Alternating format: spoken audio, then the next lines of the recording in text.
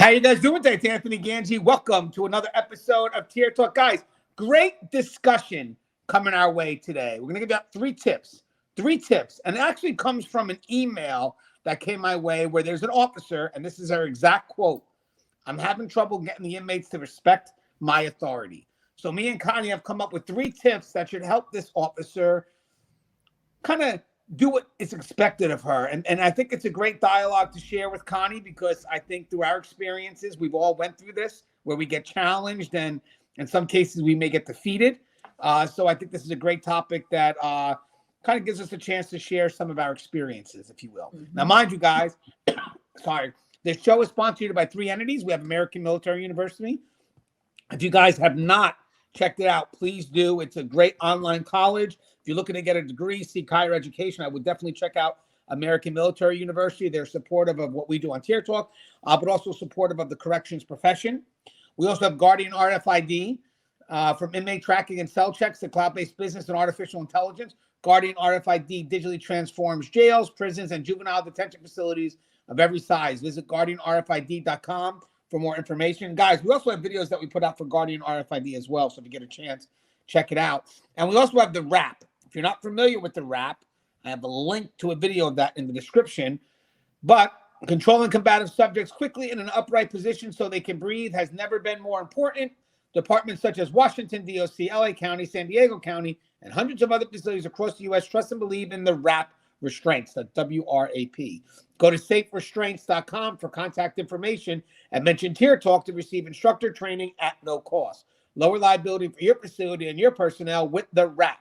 Give the wrap a call today, 800-WRAP-911. And don't forget, guys, Inmate Manipulation Decoded is on the market. It is available through Amazon, and I am working on another book. Hopefully it'll be done by the end of this year, beginning of next, called it's a daily reader for corrections. I'm working on the title right now, but basically it's going to be a quote a day, and I believe it's a book that we can carry with us that will answer a lot of our questions, and then hopefully if it's well received, then we can work on another one. The cool part about this is I'm collecting quotes from different correctional officers as well to supplement what I'm putting out there. So you're going to get quotes from professionals from all across the country, and in some cases all across the world. I have a gentleman from Dutch, Holland, I believe, that also did a quote. But again, I'm having fun doing it. I'm getting a chance to kind of go back into the Tier Talk videos and look at some of the advice that we've provided across the years. And it's, I believe we've done a lot for this profession. Quite humbly, I'm saying that, but it's true. And a lot of good advice came. So now I'm going back, relearning some of the discussions that we've had. Hey, Connie, author. I want to interject for a second here. I want to acknowledge the fact that you've done over 1,000 videos and that you do these videos on your time. I mean, and whoever else you suck in, right? So hey, you do. That was a good compliment with a little bit of a smack. The point being that everyone donates their time to Tier Talk, to the industry, to trying to make sure that we are all in a better place and that we're safe and that we're doing the right things out there. So I just want to say thank you to you for your dedication and your commitment in doing that, because I don't see anyone else who's doing the same thing at the level that you're doing it at. Thank you. And the level matters, guys. It's for the profession as a whole. And again, to partner up with people like Connie, who has lifted me, made me see things from a bigger perspective. So, and it's funny, Connie, it all kind of narrows down to just appreciating each other. Yeah. The humanity in corrections, if you will. Maybe that would be the book. The humanity in corrections. Most people think we're knuckle draggers, but we're not. Hey, Connie, so how's everything going? You mind introducing yourself, please? Oh, wait a second. Connie showed me something today that I shared. So we do have to share this today. Top 100 women leaders in Connecticut for 2022. Women we admire. And lo and behold, in this article, Connie Alleyne's name is right there. Connie, congratulations. Don't want to go past that. How'd that happen? I don't know. We'll get to the tips eventually. Yeah, we'll how did that happen? I don't even know how it happened. It's definitely been a great start to the new year. I mean, I ended the year knowing that I was being nominated. I don't know who nominated me. They do have a committee that does research on your work, your business, all that goodness. And so somehow or another, I'm on the radar, and I appreciate those who are appreciating me, right? Those who are acknowledging me, those who are nominating me, you name it. I think I have maybe 3 nominations kind of in the works right now, which it's just, I am taking a breather and I'm just embracing this space where it's like, I started in corrections. I never thought of myself as like an expert per se, right? Like, because we just do our jobs, right? Like, you do your best to help people and all that goodness. And so the fact that this word keeps getting thrown out there, I'm like, hey, listen, I just want to be a resource. Like, I don't want all that other stuff because, who knows? Anyways, it's exciting. I'm appreciating it. I'm embracing it. I'm just at this point, really just going with the flow, going wherever these gifts of ours take us. And that's the key, Connie. So now we still got to get your intro. Yes. So hi, everybody. I am Connie Alleyne. I am the founder and president of the Civilian Corrections Academy. I'm also the podcast host of The Fly Behind the Wall. And so I think it was episode 4 or 5 that just rolled out where we're talking about role ambiguity. And hopefully I can get Anthony on number 5. Episode 5. Let me check my schedule, Connie. Get out of here. Episode 5 is all about corrections reimagined. So if we could dream of a world where corrections is exactly what we want it to be, where would that be? What would it look like? Wow. And so, yeah. So don't try to steal my topic. I'm not going to steal your idea. Have you ever thought about posting that on social media to see what type of response you get? That's a great question. Yeah, I mean, we could use that for the dialogue. Yeah. I'll wait. So, if you text me the question, let me know, and then, well, obviously I'll find out once you text it. That was a stupid question. That was stupid. If you decide to text me the question, I'll assume that I'm allowed to post that question to the audience to then get their response, and we can add that to our dialogue. Yeah, I know. I don't know. Absolutely. So that's where we are. I thought that was a great topic for you and I to talk about, just because, as much as we've gone through our moments of feeling jaded, of feeling like just forget it, we can't make a difference. I think that we've kind of dug through the weeds of really trying to make a difference and seeing that there's still hope, right? And so for that conversation, I hope that you and I can sort of get that done. I think it's going to be a heartfelt dialogue too, because it's a perfect world scenario, and I'm sure through our experiences, we wish there were things that were different. Yeah, I would love to be a part of that 100%. And if interested, if we want to post a question out there, because maybe we could feed off some of the responses, just let me know. Once you text it, I'll send it out. Absolutely, will do. So today's topic is I'm having trouble getting the inmates to respect my authority. Now, we have 3 tips here that we think are very relevant to this. This was a message I got through YouTube, I think. I think it was a comment on YouTube, if I remember. And the officer was just kind of felt like her authority just wasn't where it needed to be, and she wanted to know what's the best ways to try to get the respect, because it is respect, guys. I mean, you ask anybody who works in corrections, there's got to be a mutual respect. It goes both ways. So we have 3 tips. Me and Connie work together on these tips. I'm sure there'd be more. So guys, if interested, please put in more, and we could always explore those on a later date. But to kind of keep this topic brief and to the point, the first one we got, and this to me probably is a good way to start the dialogue, is do what's expected of you as defined by your prescribed roles. Connie, what's your thought on that? Where did this come from?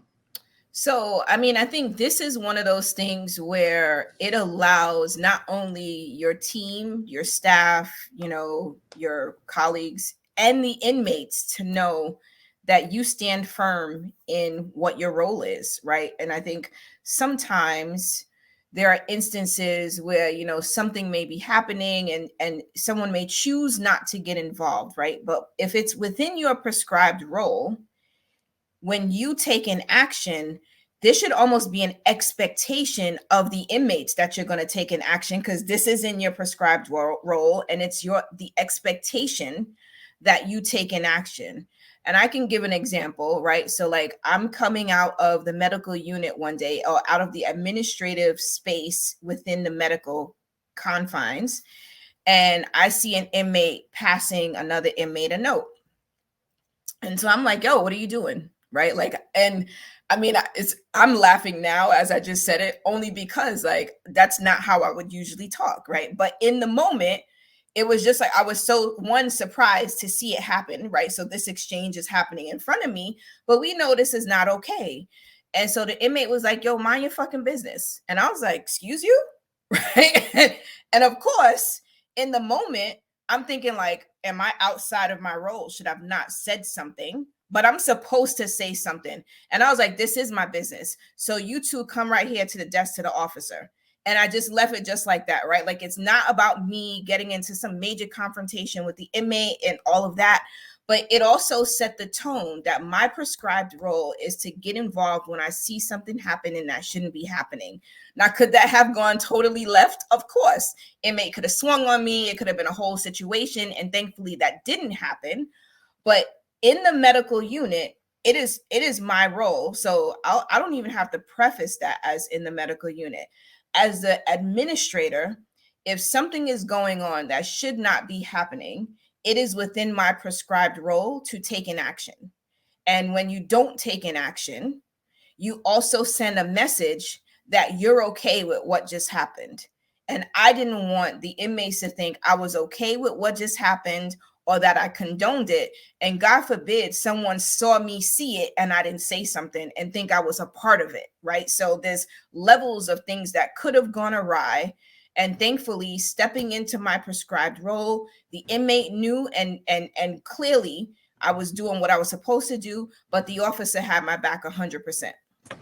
Yeah. Hey, Connie, I think what's great about what you're saying, though, and definitely touched into the prescribed role, is that I think, to me, the inmates do have that in their expectation. So to them, that's what is going to be consistent. They do know what's expected of you. Trust and believe, when they need you, not when they want you, when they need you, they're going to always go back to what that prescribed role is. So I do think that earning that respect for the authority does come from you aligned with the values, the beliefs, the expectations of the agency, whatever's prescribed in that defined role. And then the inmates will find a consistency with that, you know.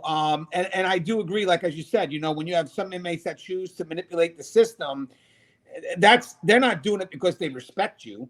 Right. You know, they're doing it because they see a sign of weakness in you. So again, if you want to have that respect in your authority, doing what's defined by policy and procedure does give you that level of respect for the right reasons. And again, it also provides the inmates with a level of consistency and trust towards you and how you carry out your duties. Again, it's not that we're going to trust the inmates, but the inmates should trust us. So again, I think with trust comes respect. And with that said, what's expected of you as defined by your prescribed role is definitely a great way to start earning that respect. And that's a great foundation to start from. Would you agree with that, Connie? Absolutely. All right, so I guess we can move to the second one.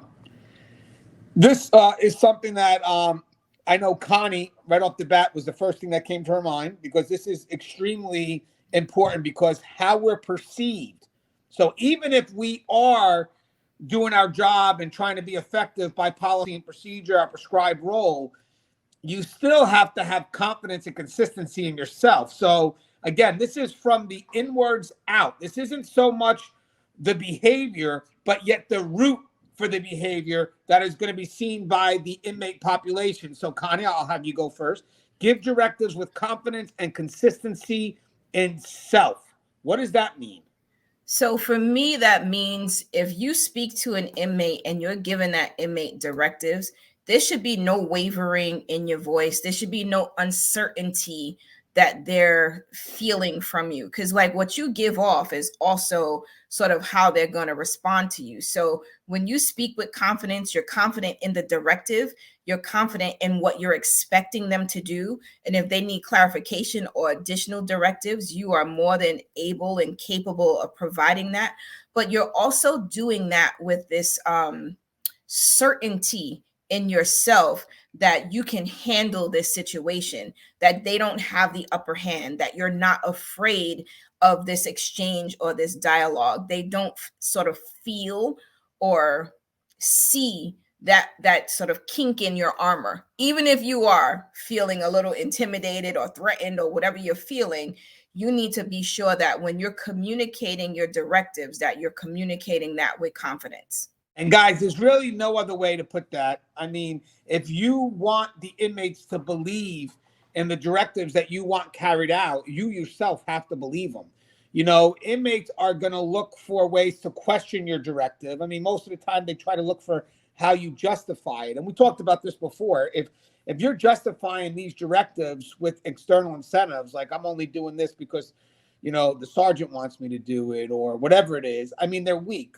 But if they come internally, like this is something that I want you to do, I expect it to get done, it's harder for the inmates to maneuver. So with that said, confidence and consistency matters. And obviously it's consistency that brings about confidence. But in the end, if you don't believe in it, if you don't believe in your role and the importance of that role, which technically will be reinforced by the supervisors anyway, because the supervisors have to show that your job has significance, you know, and how that significance carries or connects into the mission, to the vision. The more that we remind you of your purpose, you know, the why behind the work that you're doing, the more motivated you'll be, or maybe inspired would be the better term, where you're going to believe in what's being done and the directives that you have to give out, which makes you unshakable. Having said that, if you don't believe and you're weak-minded and you kind of push for the external incentives, to me, your foundation's weak. Inmates can come by and kind of push you a little bit every day onto the point where you really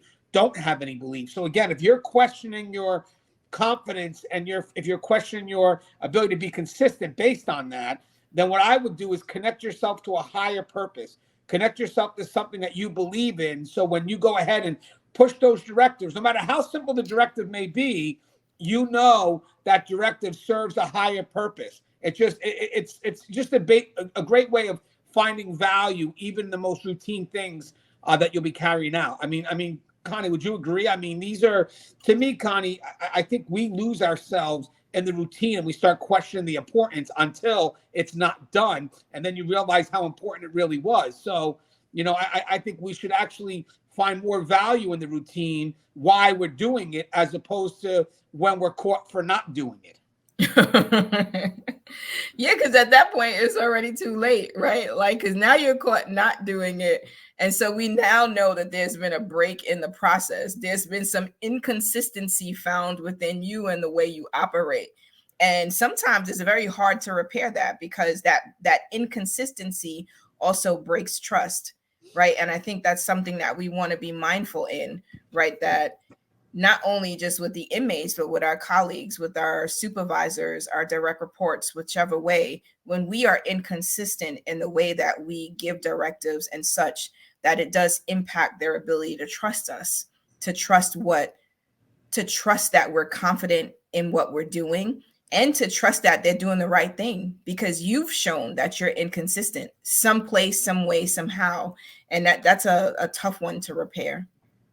Right. And so the last one I thought of, so basically Connie had the second one. We worked together on the first one. This one I thought of, and I believe Connie's going to see the relevance in this, because what I wanted to do is I wanted to lift myself up and look down. So at this point is, okay, we're giving you the tools to be confident in yourself. We're giving you the tools to be consistent in behaviors that matter, that are within the expectations of what the agency expects. But with that said, this is not something that you also do alone. This is something that has to be reinforced by above. So as a supervisor, and I'm going to use Russ's words on this, empower your staff to have final authority. I love, me and Russ did a dialogue recently in which we were talking about do not circumvent authority. I actually did a quick video, a minute short recently on this. And we're talking about empowering and, and as a supervisor, what do you do if an inmate's trying to go around the officer to get to you? And the dialogue was pretty much that inmates are always going to manipulate the highest level that they can get to. Remember that. So we always have to make sure that whatever we do empowers the level below us, which will then empower the level below that, whatever it is, right? You don't want to make decisions that weaken the level below you, right? Plain out and simple. I'm sure we all understand that. So with that said, Russ kind of simplified it out by saying the best gift you can give your front line is that final authority. And what that means is if ever there's a moment where the inmates question the authority of the person that's immediately in their charge, we have to be careful in how we respond to that, because we can respond to it in a way that makes it worse by taking the power away as opposed to doing what we can to empower. Because a great example of this, guys, is that as a supervisor, if you want your front line to be respected with that level of authority, then even when you're called to the scene, you have to find a way to kind of navigate whatever that concern is back to the officer or back to that person below you to handle. Because if not, here's what's going to happen. You'll be always called to the scene. That's one thing, because you're at a higher level of authority. You have control over others. But the other thing is that your front line gets disenfranchised. They stop doing their job, because in the end, the inmates know, well, I don't have to listen to you anyway. I can always go to Gangi. So be very particular. And guys, I can't stress this enough. Be very particular if you're in a higher level, how you solve lower level concerns. If you solve it where you become the hero, well, then you're going to be called every day to the rescue. But if you solve it where, okay, I'm going to push it back to the front line and empower them to have final authority, well, that's going to kind of keep things where it needs to be and doesn't give the inmates a chance to circumvent. Connie, I know this is something that hits home with you as well. What's your thoughts on this? So this is a major one for me, because I feel like this is the opportunity for the supervisor to either undermine their staff or to truly empower the staff. And I think when they choose the latter and they empower the staff, then the inmates stop trying to get to that higher level, right? Because they can expect that higher level is going to redirect them to that person at the front line. And so for me, I think it matters when the inmates can see that you and that supervisor and that frontline person come together, and that supervisor steps back for the frontline person to give the directive, as well as showing that I support the directive that's given. Now, granted, there may be some things maybe you might not be 100% sure of, and you want to just check with the supervisor. Absolutely, that's fine. But I think bottom line is that at the end of the day, when you have a staff person who's running their unit, they're running their clinic, however you want to have that, there's no reason why me, the HSA, comes on the scene, inmate comes to talk to me. No, I'm not running this clinic. Now, if the staff person came and said, hey, Connie, there's something going on, I'm not really sure what action to take, that's a different discussion, because they're initiating that conversation. They're pulling me in for, my guidance, as opposed to the inmate pulling me in and circumventing the person who's supposed to be in control. Yeah, good point. Obviously, I mentioned this before. As a supervisor, you want to be visible, right? And you want to be approachable, but you don't always want to be easily accessible. Again, that's more to the inmate population. We have to follow chain of command, and so do the inmates. If you give the inmates a chance to circumvent, they will. And that's where it becomes dangerous, because if they can get their hands on someone who has a higher level of authority, they have access through that person to manipulate more of what it is that they want, as opposed to if they're going to play their game, well, at least it's limited to the front line. And I'm sure I'm in good hands. I'm sure the front line has their defenses up. But having said that, the front line may be a little bit limited in what they can do. So having that supervisor with limited contact over the population, because as a supervisor, your job is really to supervise the people who supervise the inmates. So your contact with the inmate population should not be as much as you would find with the front It line. should be minimal. And again, that's something that you need to protect your position, because your position comes with the responsibility over others. And if you're not protecting that, shame on you, because that's going to wind up being a serious threat to the facility and definitely a loss of trust with the front line and how you maneuver. Would you agree with that, Connie? Yeah, and your staff should be able to appropriately escalate, right? So if in fact there is a situation that now requires a higher level in the chain of command, that staff person should be empowered to make the decision to bring that higher level in. It is not on the inmate to be able to bring that higher level in, right? So just knowing that, having that empowerment really does matter, because they also will set the tone for how they engage the next level. They make that decision. Now, if they take too long to do it or whatever, like there's always stuff that comes in the midst of that, right? Like I thought I could handle it. I didn't realize I needed to escalate it right away. And I think that's something we learn on the job. Like, okay, this is more time sensitive. I may not have a week to figure this out. I may need to do this right now because of the impact it could have broader, right? So I just think that as supervisors, we have to be able to check the temperature on these situations and don't overextend ourselves into spaces where we don't need to be. Allow the staff to make the decision and allow them to come to you and say, hey, listen, here's a situation. Because it also builds that relationship. They know they can come to you. They know that there's this trust being built, that eventually when something is out of their scope, they're not sure how to fix it, they are going to escalate it and they are going to get your input and your support. So I think it's empowerment. I think is always a win-win. Yeah, and I'll be honest with you guys, this is a scary thing. There are some supervisors that let themselves be more accessible to the inmates than they are to their own staff. And it's true. I mean, not to kind of, we could do a topic on this in itself. Oh, yeah, we could, but it's true, and maybe if we ever did this topic, it would be a topic using the supervisor mentality and kind of looking inwards, because I don't think sometimes we may realize it. I think that there are some supervisors that may not understand how what they're doing is perceived by their front line, and then the consequences of that, knowing that you're at this high level. And as I said, this is a lot different than your peer.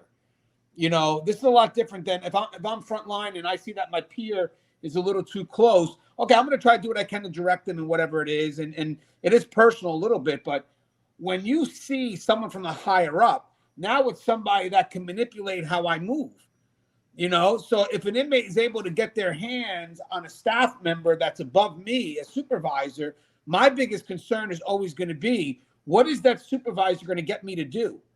Yeah. Because I'm subordinate to that supervisor. So to me, again, even at a frontline level, a game of manipulation is never a joke. But as a supervisor, man, you have to be on point, because you are the fail-safe to any level of protection behind that wall. So again, I'm not saying we as the immediate front line, of course, we have to be on point as well. But supervisors are definitely held to a higher standard. Zero tolerance for a supervisor that gets caught up. I mean, I'm not minimizing. Just I want people to know the importance of a supervisor and their level of responsibility, and not allowing for that closeness to happen. Because to me, too, I'm not. Frontline does have more immediate access to the inmate population, so there is going to be dialogue there. I get it, and you have to have a level of control. But the supervisors, as we talked about before, should be limited, should be less accessible. So now, as a supervisor, if you're finding your way to the same inmate all the time, to me, that's very intentional in your position. Yep. Because having said that, you could always defer that back to the front line and have them handle it. Here you come again, going to the unit, seeing the same inmate again. So having said that, for me, a supervisor, I find that behavior to be more intentional, if you will. Mm-hmm.